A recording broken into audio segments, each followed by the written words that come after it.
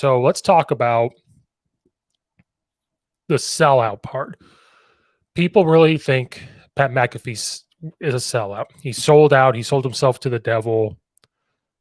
Let's talk about all the reasons why maybe people think this way. Because to me, there's a sellout and then there's a sellout. And this is what I mean.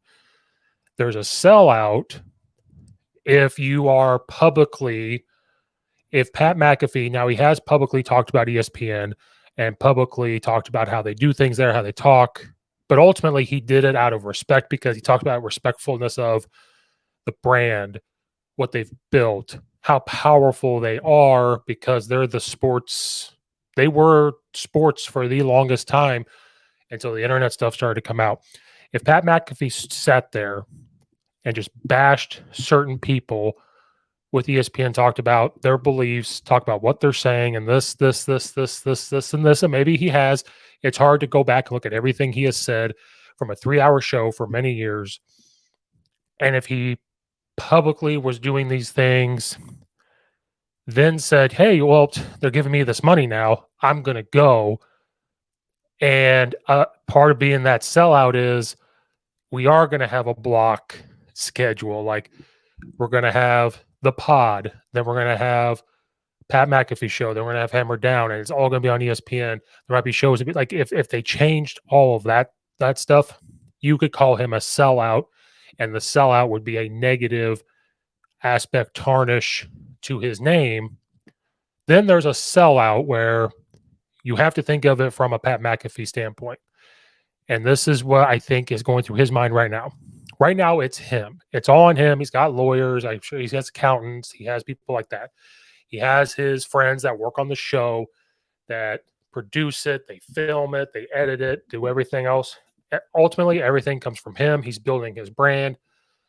And he has said this before where he doesn't know if he wants to do all of that part forever. It's on YouTube. His show, his Pat McAfee show is on YouTube. But he even said before, when he starts having kids and everything he's doing the show for 3 hours or so a day, but he's got to be there longer. They don't really have scripts, but getting people on the show. Then he's got to travel to do things. If he wants to do the show where he wants it to, he wants to take it on the road. Then he's doing WWE wrestling and announcing. He started to do a college game day, and he started to say, I don't know if I want to be gone all the time when I have a child or kids. And ultimately, everything is on him. So in his mind, when ESPN is coming to him and saying, we'll put you on our network, which no offense, it's big, maybe bigger than Pat McAfee's reach a little bit just on YouTube. We see the way it's going. We'll give you full control of how you're going to do it. You have our resources that's going to be put on TVs. It's going to be put on our YouTube channel. We can make clips. We can do these things, and everything's going to stay the same. He is thinking that takes so much pressure off of me and the people that work for me. They have different people that could come in and do things. His friends and the people that work for him still get paid. It's just less pressure off him and can focus more on the friends and the family aspect. I believe that's what he's thinking. And he's thinking, can I change the entire landscape of sports? Which I think he already has.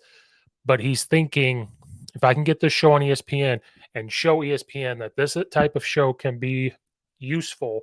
So now maybe other people that work at ESPN start to act this way and talk this way about sports. That is what he's thinking.